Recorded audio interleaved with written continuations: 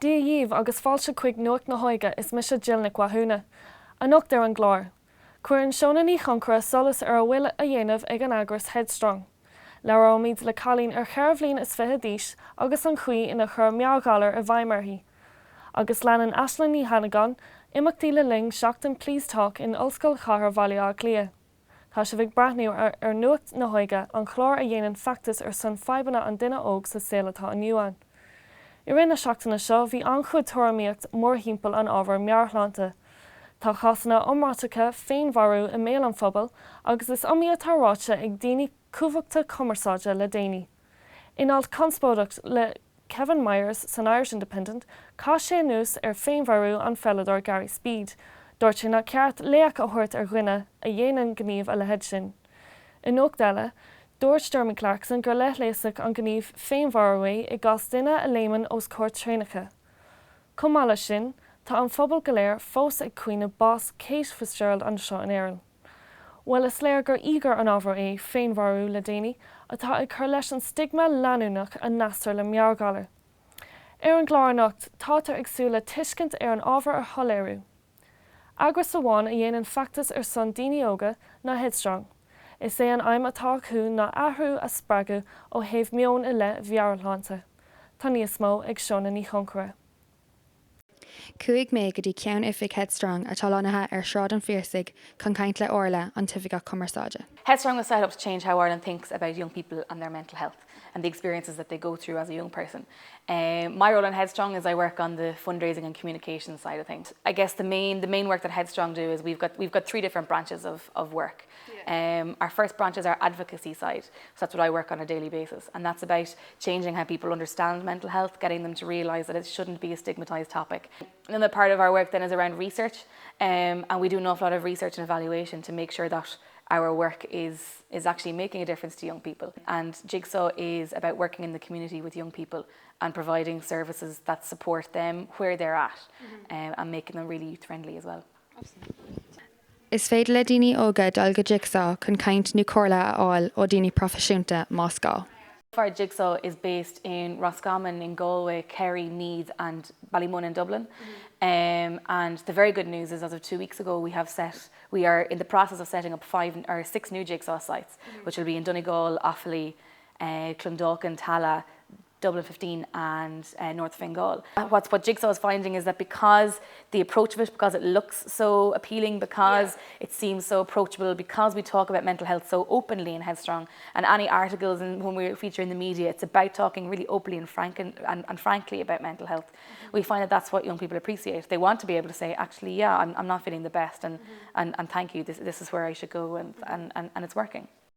Tá tionscannamh ag getonboard.ie chun an tuachtarán nua a spreagadh maidir le Nuachtlaethanta agus daoine óga. Is we're asking people to congratulate the President on his new office and congratulate Michael D on all his success, but to also remind him that one of the things he had promised was that he wanted to set up seminars, and one of them was going to focus on being a young person in Ireland, and in particular the impact of mental health on young people in Ireland.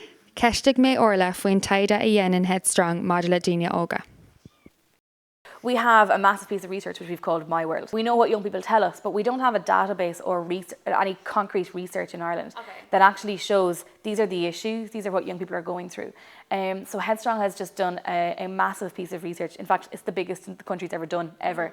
And we've surveyed 16,000 young people. The really exciting thing about it is it's the first that we've ever done. So it's the first time we're actually going to get a real picture of what the issues for young people are. And we'll be publishing that in February. We've all the data collected and we're just going through it at the moment. Is léir go bhfuil mar an planáilte a cát an bhliain seo cuain, be me deicnú go mór lena tarthaí. Agus is léir gur dearfach an gníomh atá arsúil ag Headstrong an sin, má tá sé bhíh éirí dul deagháil lo is féidir gléach a chur ar náid a hain, cethar a seacht a dó, seacht a náid a hain a náid, nó chuirt a thuirt ar an sividirlín ag headstrong.ie. Anis is léir ó agras a lehead Headstrong gur thulmhór an éileamh ar seirbhísí tacaíochta do dhaoine óga agus gur luachfar an tacaíocht a chuirtear ar fáildóibh. Lear nuacht na hÓige le Sinead céimí ollscoile a fualing le meargalar ina chlán le ling a héal. Seo a scéal agus cuma faoi Celta Gwyn chun féin aitheantas a chosint. Well, I'm 24 now, and so I just graduated from college, and my mum was originally as far as I know, was originally diagnosed with bipolar depression, and then as the years went on, she was re-diagnosed with schizophrenia. It's not so much the illness, obviously that's quite scary at times, and it does need to be managed and all that kind of thing, but it was more not being able to talk about it and sort of, getting into trouble if you called the doctors and sort of, that kind of thing, which is very frightening for a kid going, well, there's something wrong and I'm not allowed to do anything about it. It's quite frightening because at that point my parents were separated, so I didn't actually know. Obviously as a kid you just don't realise. So I was living with mum, so at one point she had an episode and obviously I didn't know what was going on. I was 13. It was actually my first week at secondary school. I noticed mum was kind of acting kind of strange. She seemed very nervous and preoccupied. Again, getting quite fixated on things, like, I'm collecting you now from school now. Don't go home with anyone else. So the second day of school then I was in and I got called out and they were like, oh, your mum's here, she's taking you out of school. And she ended up taking me to a GP that we had never gone to before. So we walked into the doctor's office. We came into the surgery and I was kind of relieved, going, okay, obviously she realises that she's not well or something is going on and that's good. When we got into the surgery, she actually announced that she was convinced that my father had been abusing me and wanted me to get tested. And of course, I had no idea where this was coming from, so I sort of burst into tears in the office, which then, felt really bad because as far as the poor GP must have been concerned, this proved my mother's point. It affected my social interaction with others then, that I had to be constantly on watch. I concentrated on studying a lot. By the time I did go to college, I had gone to counselling. It's been about 3 years maybe since I talked to my mum, so, I left home when I was 17. It just got to the point where I had to leave in order to get my head together. And I used to get up every morning before in secondary school and I'd count how often she blinked or the way her fingers were tapping on her cup of tea in the morning, trying to predict if she was taking her medication, if she was going to have an episode. So basically I became the parent then in that relationship. It's the right thing for me until I can distance myself enough from it to be in a strong enough place to be able to sit down and go, okay, I want to have a relationship with you, but this is how. To be able to establish that. Whereas I don't feel I can because I'm still that frightened I'm still her daughter.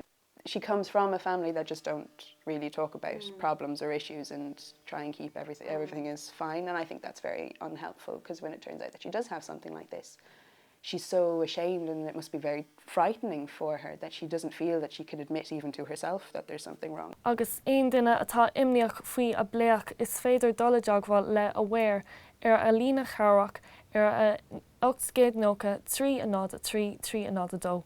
Ibrion aware son daoine a lehead snéad agus an máthair. Is amí imachtaí atá arsúil fud na tíre le déanaí chun feasacht a sppraga Nuachtlaethanta na hÓige. Chuig aisling na Hanagan go hoscail charbhaile clia agus fuair amach an tábhacht atá ann do seachtain Please Talk do Bhicléin Ollscoile. Cuirg tús sa Please Talk Week an seo in Ollscoil Charbhaile clia an tainú lás fithe de bhí na hena le thart ar 3 hÓige agsúla siúil timpeall an goláiste gach lá i ré na seachtaine. Lán seálach an factas Please Talk I goláiste na Ollscoile bailile clia I 2007, mar ragra don méid Bhicléin a chur lámh na más féin.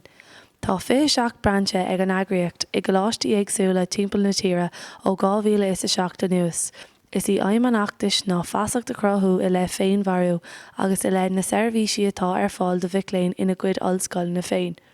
Cuirtar an tachtarach seo chun cinn I ggó oibriú leis na seirbhísí tacaíochta atá ar fáil do Bhicléin in Ollscoilne agsúla timpeall na tíre.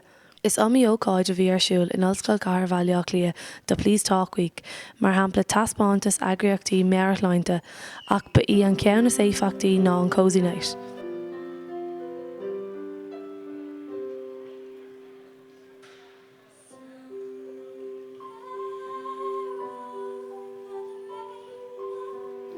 Chuimse gan ihe seo léirú ceol agus léirithe éagsúla ón gcumann drámaíochta. Cruthaíodh balla ultraviolet le teachtarachtaí anaithneide ó Bhicléin Chomhaid agus léigh Ed Leamy Uachtarán Aontas na Macléin cúpla ceann amach do luch féachna. An seo in Ollscoil Charbhaile clia tá ruachtain ag Bhicléin ar an teirbhís comhláireachta agus an tonad sláinte freisin. Cuir an teirbhís comhláireachta seminar ar siúil le linn Please Talk Week chun ceithre a thabhairt do Bhicléin agus iad a géirí dailá lena gcuid fadhbanna. De réir Helena Ahern ceanna siad an teirbhís, tá si dóchasach go mbeidh seminar cosúil leis an gceann seo carthar ar siúil gach seachtain san Ollscoil ón bhliain cuaing. Tá seirbhís eile ann do dhaoine a bhfuil a géirí fannacht anaithneigh Chomhaid. Is é Nightline Sarahvís éisteachta faoi iontaobh atá dírithe ag Mic-Léin ar Mhic-Léin ó choláiste na tróide, choláiste na hOllscoile, choláiste ríoga na Máinlianna, choláiste náisiúnta ealaíne is dartha, Ollscoil Chathair Bhaile Clia agus choláiste eile atá comhcheangailta leo. Is gá go méid na Sarahvísí seo ar fáil go háirithe na hOllscoilne, mar is é an tíosgrúpa is dochiúla féin bharú a dhéanamh ná idir 15 bliana d'aois agus 24 bliana d'aois. An seo in Ollscoil Chathair Bhaile Clia chomór Mic-Léin agus dámh na hOllscoile na 78 duine idir 15 agus 24 a chur lámh ina más féin an bliain se caite le searmanna scuileach balún ag tús Please Talk Week. Is léir go bhfuil Mic-Léin an Teirbhís Comhláirte agus Aontas na Mac-Léin ag iarraidh an stigma dúilteach atá buinteach le Nuachtlaethanta as Crisa. Aisling Halligan, Ollscoil Chathair Bhaile Clia. Gurb mágad Aisling an sin. Ná déon darmid go féidir dul deaghaling nó na hagras go léir a phléir mar anocht ar Sibh Idirlín Nuacht na hÓige.ie. Sin a bhfuil weimse Jill Gwathúna, bíonn seo ag an am chéine an seachtain se chuing nó ar bhééis cuasaí airgdais na Mac-Léin a phléagaing an seo. Slán go fóil.